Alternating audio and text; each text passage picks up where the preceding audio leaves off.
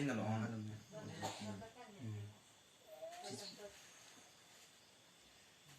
vậy vậy đâu video có bộ hiện nè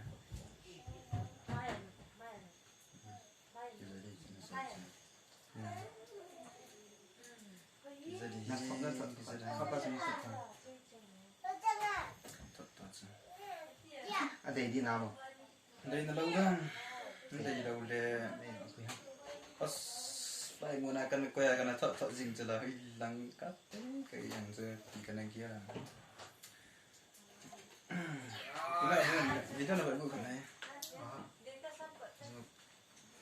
chỉ để chui sai cái phần này cho riêng lịch cái này là tao nó mộ quay à cái cái sẽ có bao nhiêu nào măng cay cái restore board đúng không? cái anh chỉ cho cái gì này restore cái bộ này